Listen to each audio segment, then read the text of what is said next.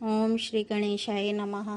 श्री जानकी वल्लभो विजयते बाल कांड को आगे बढ़ाते हुए, प्रभु तरु तर कपिडार पर ते किए आप समान, तुलसी कहूँ न राम से साहिब सील निधान, सियापति राम जय जय राम।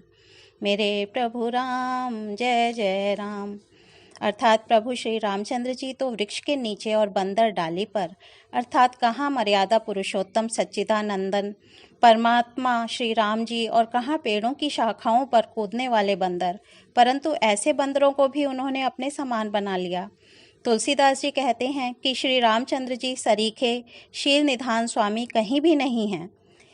राम निकाय रावरी है सब ही को नीक, जो यह साची है सदा तो नीको तुलसीक, सियापति राम जय जय राम।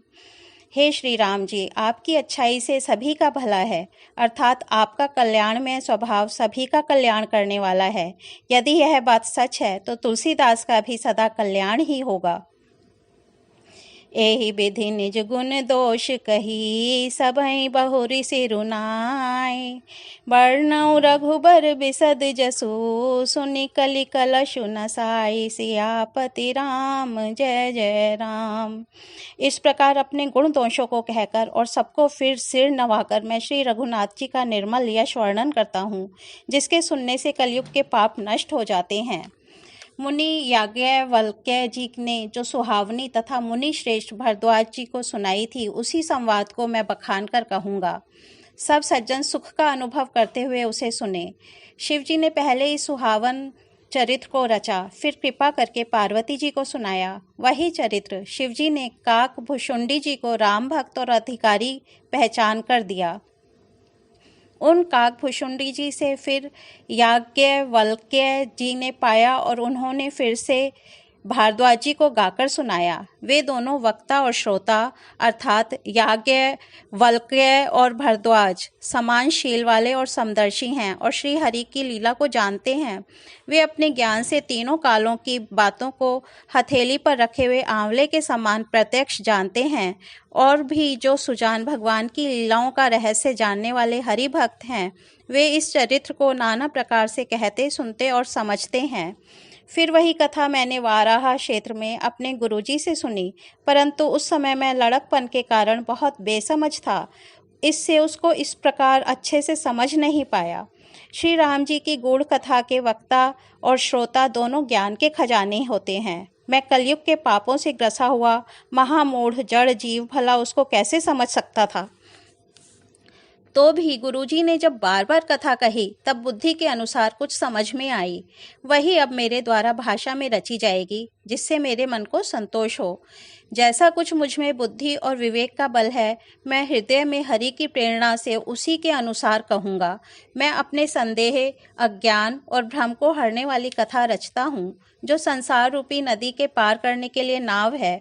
राम कथा पंडितों को विश्राम देने वाली, सब मनुष्यों को प्रसन्न करने वाली और कलयुग के पापों का नाश करने वाली है। राम कथा कलयुग रूपी सांप के लिए मोरनी है और विवेक रूपी अग्नि के प्रकट करने के लिए मंथन की जाने वाली लकड़ी है। राम कथा कलयुग में सब मनोरथों को पूर्ण करने वाली कामधेनु गौ है और सज्जनों के लिए सुंदर संजीवनी जड़ी है। पृथ्वी पर यही अमृत की नदी है, जन्म मरण रूपी भय का नाश करने वाली और भ्रम रूपी मेंढकों को खाने के लिए सर्पिणी है।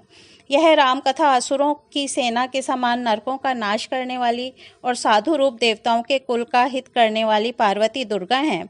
यह संत समाज रूपी क्षीर समुद्र के लिए लक्ष्मी जी के समान हैं और संपूर्ण विश्व का भार उठाने में अचल पृथ्वी के समान हैं। यमदूतों के मुख पर कालिख लगाने के लिए यह जगत में यमुना जी के समान है और जीवों को मुक्ति देने के लिए मानो काशी ही हैं। यह श्री राम जी को पवित्र तुलसी के समान प्रिय हैं और तुलसीदास के लिए हुलसी, जो तुलसीदास जी की माता हैं, उनके समान हृदय से हित रखने वाली हैं। यह रामकथा शिव जी को नर्मदा जी के समान प्यारी हैं। यह सब सिद्धियों की तथा सुख संपत्ति की राशि हैं। सद्गुण रूपी देवताओं के उत्पन्न और पालन पोषण करने के लिए माता अदिति के समान हैं। श्री रघुनाथ जी की भक्ति और प्रेम की परम सीमा सी हैं। तुलसीदास जी कहते हैं कि राम कथा मंदाकिनी नदी है, जो सुंदर निर्मल चित्रकूट है और सुंदर स्नेह ही वन है, जिसमें श्री सीताराम जी विहार करते हैं। श्री रामचंद्र जी का चरित्र सुंदर चिंतामणि है और संतों की सुबुद्धि रूपी स्त्री का सुंदर श्रृंगार है। श्री रामचंद्र जी के गुण समूह जगत का कल्याण करने वाले और मुक्ति, धन, धर्म और परम धाम के देने वाले हैं।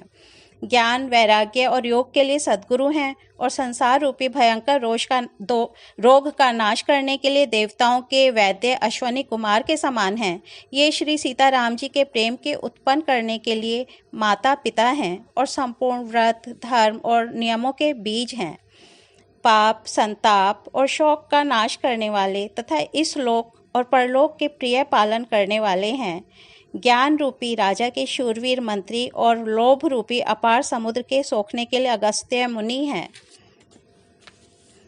भक्तों के मन रूपी वन में बसने वाले काम, क्रोध और कलयुग के पाप रूपी हाथियों के मारने के लिए सिंह के बच्चे हैं। शिवजी के पूज्य और प्रियतम अतिथि हैं और दरिद्रता रूपी दावानल के बुझाने के लिए कामना पूर्ण करने वाले मेघ हैं।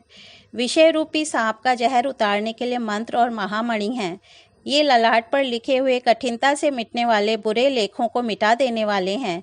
अज्ञान रूपी अंधकार के हरण करने के लिए सूर्य किरणों के समान और सेवक रूपी धान के पालन करने में मेघ के समान हैं।